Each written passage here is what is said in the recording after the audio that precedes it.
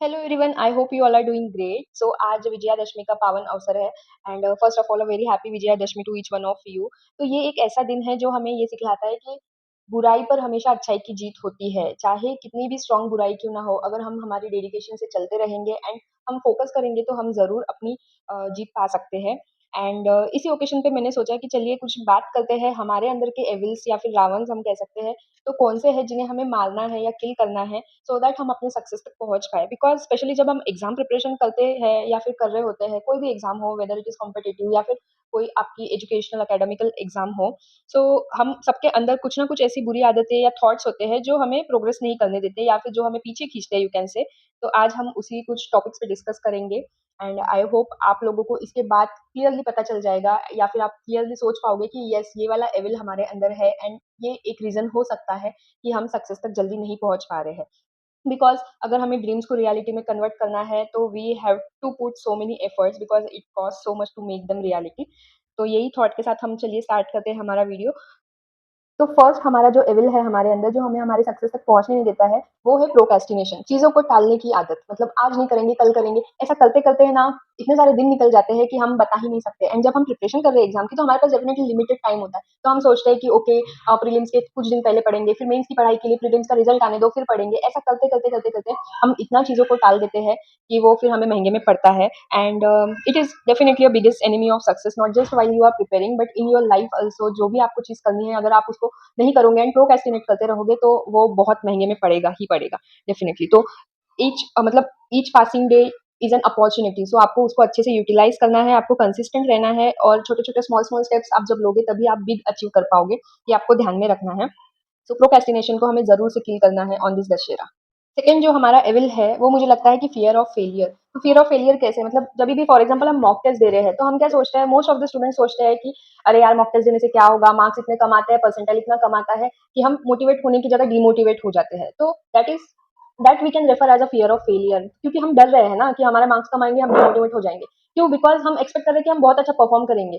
But हमको mock test को ऐसे नहीं देखना है, हमें मॉक टेस्ट को इस तरीके से देखना है कि it is a stepping stone. ये हमें बताएगा कि हमें क्या कमियां हैं, वेयर वी नीड इम्प्रूवमेंट। अगर हम उस चीज को वैसे तरीके से लेंगे तो हम कभी भी लो स्कोर या फिर लो परसेंटाइज जो हमें मॉक टेस्ट में देखने को मिलेंगे, हम उससे कभी नहीं डरेंगे। But there is a way. Mock test देने के बाद आप प्रॉपर एनालाइज करोगे, जो भी आपकी वीकनेसेस आइडेंटिफाई होती है आप उसके क्वेश्चन सॉल्व करके उसे ओवरकम करोगे, लेक्चर्स देख के ओवरकम करोगे, उसके बाद ही सेकंड मॉक टेस्ट दोगे तो डेफिनेटली आपको इंप्रूवमेंट दिखेगी। आप बैक टू बैक देते जा रहे हो एंड प्रॉपर कुछ एनालाइज नहीं कर रहे हो एंड जो आपका नॉलेज, जितना परसेंटेज नॉलेज आपको कल था वही परसेंटेज नॉलेज के साथ आप आज दे रहे हो एग्जाम, तो रिजल्ट विल बी सिमिलर। मतलब कुछ ऐसा खास डिफरेंस आपको देखने को मिलेगा नहीं। एंड जब खास डिफरेंस देखने को नहीं मिलता है तो फिर हम मतलब डरने लग जाते हैं कि अरे यार, ग्रोथ नहीं हो रही है, ग्रोथ नहीं हो रही है। तो इसीलिए ये वाला फियर ऑफ फेलियर आपको छोड़ना है, आपको बिंदास मॉक टेस्ट देने हैं। बट हाँ, देयर इज अ वे कि आप प्रॉपर एनालाइज करो, चीजों को सीखो, वीकनेसेस को ओवरकम करो एंड उसके बाद नेक्स्ट एग्जाम दो तो आपको डेफिनेटली वो ग्रोथ दिखेगी। जब भी आप एक मॉक टेस्ट आज दे रहे हो उसमें अगर आपको फॉर एग्जाम्पल नंबर सीरीज के कुछ पैटर्न्स नहीं बन पाए आपसे, तो you have to make sure कि नेक्स्ट टाइम ये ऐसे टाइप के क्वेश्चंस अगर आएंगे तो आपसे बनने ही चाहिए, तभी आपका ये फियर ओवरकम होगा। थर्ड जो हमारा एविल है वो है निगेटिव सेल्फ टॉक या फिर self doubt, you can say. So negative thoughts are like invisible chains. वो हमें दिखते नहीं है बट वो अंदर के अंदर हमें इतना वीक बना देते हैं। एंड हम जब भी निगेटिव टॉक्स या फिर सेल्फ डाउट करते हैं कि मैं कर पाऊंगी कि नहीं, ये होगा कि नहीं, ये होगा कि नहीं, तो we are attracting that energy only कि नहीं होगा भाई।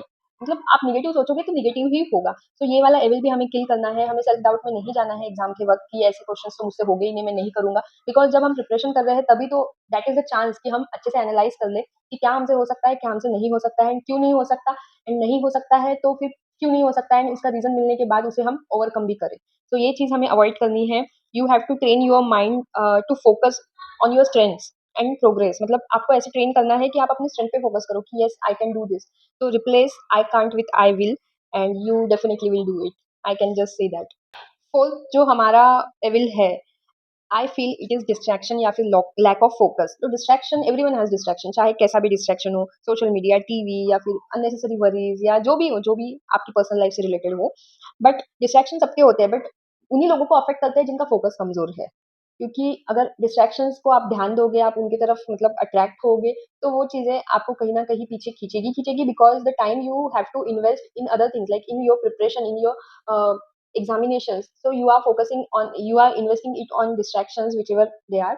तो आपका तो लॉस होगा ही ना डेफ़िनेटली। अगर किसी चीज़ को आपको 2 घंटे में पढ़ाई करनी थी, उसमें से आप 1 घंटा अगर सोशल मीडिया यूज़ कर रहे हो unnecessarily, not related to your study, तो फिर डेफ़िनेटली वो 1 आवर का इम्पैक्ट जो है, वो आपको बहुत महँगे में पड़ेगा ही पड़ेगा, एंड वो रिकवर होने के लिए बहुत टाइम लग जाएगा, because it will happen regularly ना। अगर ये आज कर रहे हो तो रोज़ ही होगा, ठीक है, वन्स इन अ व्हाइल चलता है, बट अगर रोज़ ही रिपिटेटिव हो रहा है, तो you have to kill this evil inside you, तभी आप सक्सेस तक जल्दी पहुँच पाओगे।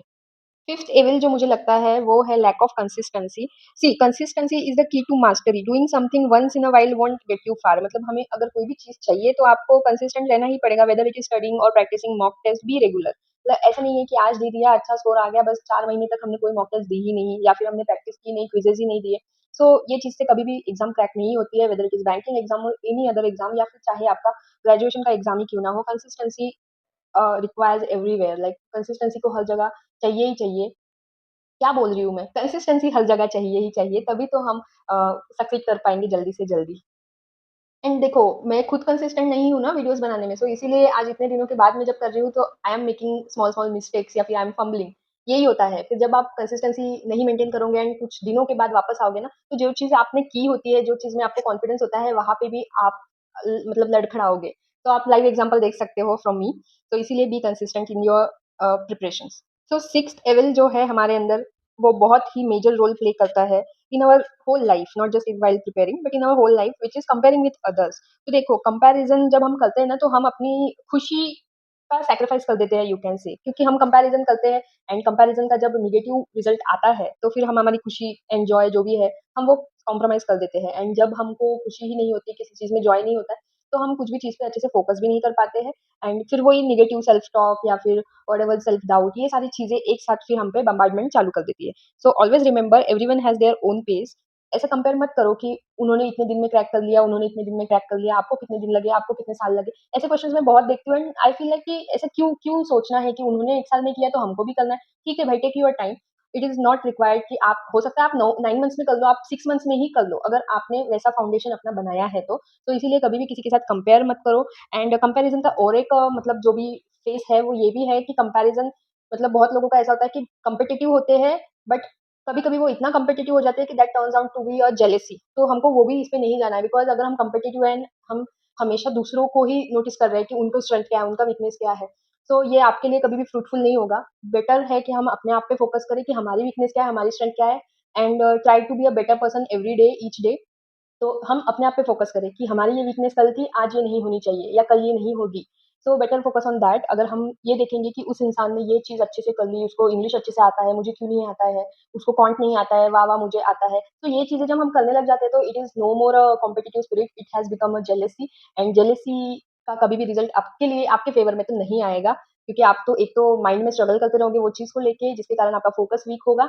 एंड दूसरी चीज़ ये होगी कि आप सिर्फ़ उन्हीं, मतलब जो आगे वाला पर्सन है, जिनसे भी कंपेयर कर रहे हो, आप उन्हीं की चीज़ों पे फ़ोकस कर रहे हो, तो ये आपकी ग्रोथ कैसे हुई? आप अपनी वीकनेसेस पे ध्यान ही नहीं दे रहे हो, अपनी स्ट्रेंथ पे ध्यान ही नहीं दे रहे हो, आप आगे वाले की वीकनेसेस देख के खुश हो रहे हो, या फिर आगे वाले की स्ट्रेंथ्स देख के नाराज़ हो रहे हो, तो ये चीज़ आपके फ़ेवर में कभी भी काम नहीं करेंगी। So stop comparing yourself with others. अगर आपको कंपेयर करना है, तो compare yourself with yourself only. मतलब आप कैसे कल थे और आज आप क्या हो, तो ये आपको कंपेयर करना ज़रूरी है। एंड आपकी प्रोग्रेस खुद खुद से ही कंपेयर करो। कल मेरा ये स्कोर था, आज मेरा ये स्कोर है, कल मैं एक्सपेक्ट करता हूँ कि ये होगा। तो उसके लिए जो भी हार्ड वर्क लगता है, वो आपको डेफिनिटली करना है। बट ऐसे कंपेयर करोगे तो it will work in your favour. Otherwise जो दूसरों के साथ कंपेयर करता है, उसका कभी भी उसके फेवर में रिजल्ट नहीं आता है। So the last evil in this video we will talk about the impatience. Impatience एक ऐसा evil है हमारे अंदर, जो हमें नहीं क्या, मतलब कुछ भी चीज़ पे अच्छे से फोकस नहीं करने देता है, या फिर हमारी कंसिस्टेंसी ब्रेक करता है। तो ये सारी चीज़ों को थोड़ा-थोड़ा अफेक्ट करता है। तो इसीलिए हमें इम्पेशेंट नहीं होना है।